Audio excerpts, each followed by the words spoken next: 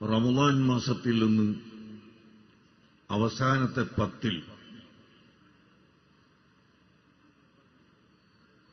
നിങ്ങൾ പ്രതീക്ഷിക്കുക. മറ്റു ചില ഹദീസുകളിൽ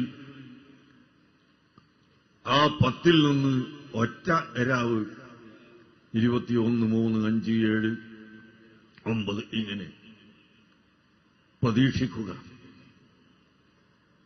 അല്ലാഹു സുബ്ഹാനഹു വ തആല ആ രാവിന്റെ പുണ്യം കരസ്ഥമാക്കുന്ന സ്വാലിഹീങ്ങളിൽ നമ്മളെ എല്ലാവരെയും പെടുത്തി തരുമാറാകട്ടെ. അല്ലാഹു തആല എന്തൊരു ശൈലിയിലാണ് ലൈലത്തുൽ ഖദ്റിനെ സംബന്ധിച്ച് നമ്മളെ പഠിപ്പിച്ചത്. ഇന്നാ അൻസൽനാഹു ഫീ ലൈലത്തുൽ ഖദ്ർ. വിശുദ്ധ ഖുർആൻ ലൈലത്തുൽ ഖദ്റിലാണ് നാം ഇറക്കിയത്. വിശുദ്ധ ഖുർആൻ ഇറക്കിയത് ലൈലത്തുൽ ഖദ്റിലാണ് എന്ന് പറഞ്ഞാൽ പിന്നെ അവിടെ ലൈലത്തുൽ ഖദ്ർ എന്താണെന്ന് മനസ്സിലാക്കിയാൽ മതിയല്ലോ സാധാരണഗതിയിൽ.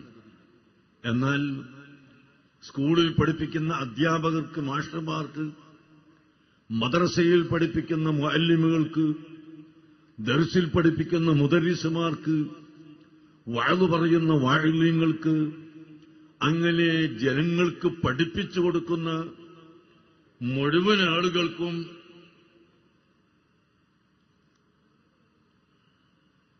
ആ പഠിപ്പിച്ചു കൊടുക്കുന്നതിന്റെ ട്രെയിനിങ് ശൈലി എങ്ങനെയാണെന്ന് കൂടി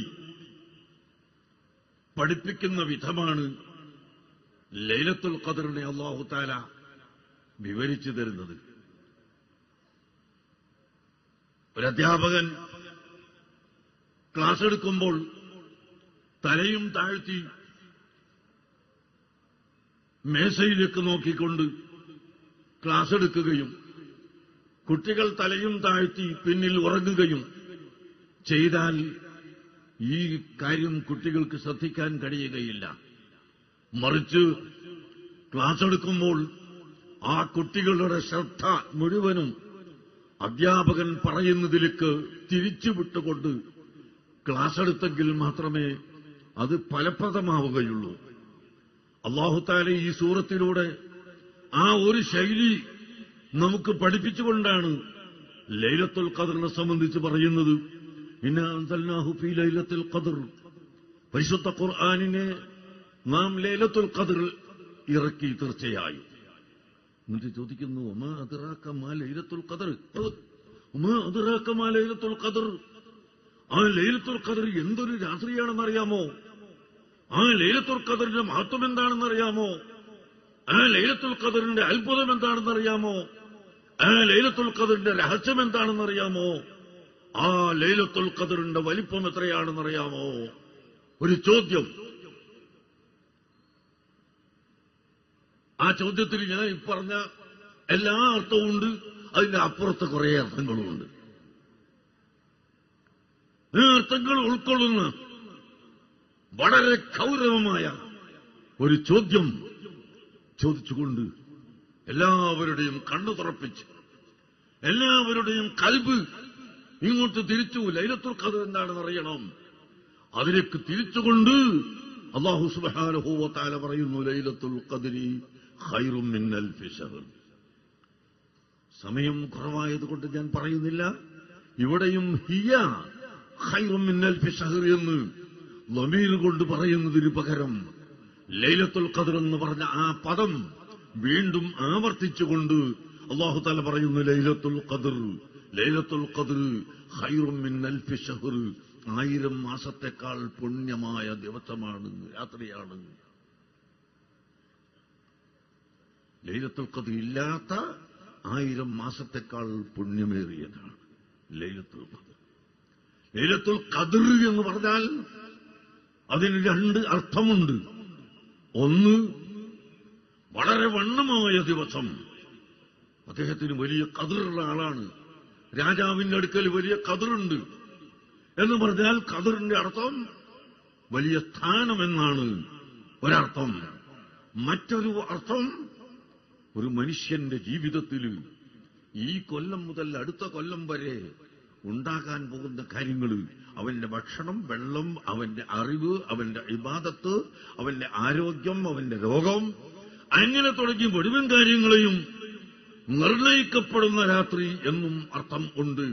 വേറെയും പല അർത്ഥങ്ങളും ഉള്ള അതിമഹത്തായ ലൈലത്തുൽ ഖദ്ർ ഖൈറും മിൻ അൽഫി ശഹ്ർ, 1000 മാസത്തെക്കാൾ ഖൈറാണെന്ന് പരിശുദ്ധ ഖുർആൻ പഠിപ്പിക്കുന്നു.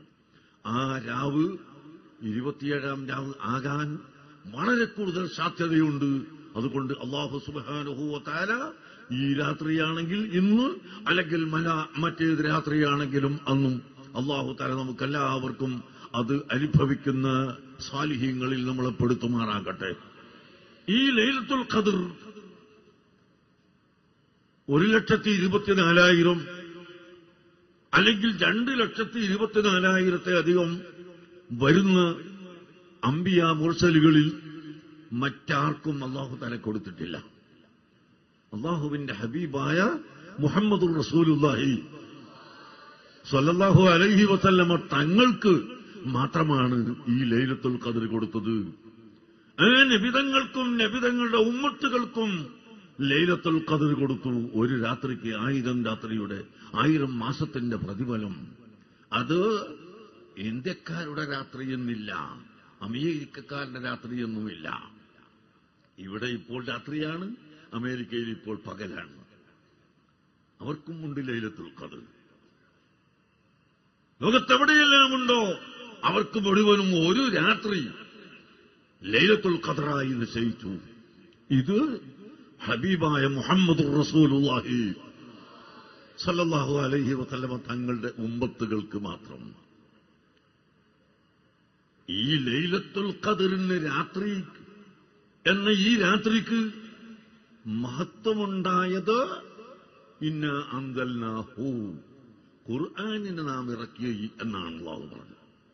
ഖുർആൻ അവതരിപ്പിച്ചത് കൊണ്ടാണ് ഈ രാത്രിക്ക് ഇത്ര മഹത്വം. ശഹ്റു റമളാനല്ലദീ ഉൻസില ഫീഹിൽ ഖുർആൻ, റമളാൻ മാസം, അതും അതിന്റെ മഹത്വവും എവിടുന്നുണ്ടായി? റമളാൻ മാസത്തിലാണല്ലോ ലൈലത്തുൽ ഖദ്ർ. ഈ ലൈലത്തുൽ ഖദ്റിന്റെ മഹത്വവും റമളാനിന്റെ മഹത്വവും എല്ലാം ഉണ്ടായത് അല്ലാഹുവിന്റെ ഖദീമായ കലാം, ആ പരിശുദ്ധ ഖുർആൻ അവതരിച്ചു എന്ന കാരണം ആണ്. ഖുർആൻ അഖില ലോക ചരാചരങ്ങൾക്കും മാർഗനിർദ്ദേശം നൽകുന്നതാണ് പരിശുദ്ധ ഖുർആൻ. മുഴുവൻ സമുദായത്തെയും സത്യത്തിലേക്ക് ക്ഷണിക്കുന്നതാണ് പരിശുദ്ധ ഖുർആൻ. സമാധാനത്തിനും സൗഹൃദത്തിനും സന്ദേശം നൽകുന്നതാണ് പരിശുദ്ധ ഖുർആൻ. അക്രമത്തെയും ഭീകരതയെയും നിർമ്മാർജ്ജനം ചെയ്യുന്നതാണ് പരിശുദ്ധ ഖുർആൻ. ജനങ്ങളെ മുഴുവനും സഹിഷ്ണുതയിലേക്ക് ഖുർആൻ ക്ഷണിക്കുന്നു, സമാധാനത്തിലേക്ക് ക്ഷണിക്കുന്നു, സത്യത്തിലുള്ള ഐക്യത്തിലേക്ക് ഖുർആൻ ക്ഷണിക്കുന്നു, നീതിയിലേക്കും മര്യാദയിലേക്കും ഖുർആൻ ക്ഷണിക്കുന്നു. വലിയവരെ ബഹുമാനിക്കണമെന്നും ചെറിയവരെ പ്രിയം വെക്കണമെന്നും ഖുർആൻ പഠിപ്പിക്കുന്നു. അഹ്ലു ബൈത്തിനെ പ്രിയം വെക്കാൻ ഖുർആൻ പഠിപ്പിക്കുന്നു. അങ്ങനെ അഖില ലോക ചരാചരങ്ങളുടെ മുഴുവൻ പ്രശ്നങ്ങൾക്കും പരിഹാരം അത് പരിശുദ്ധ ഖുർആനിലുണ്ട്.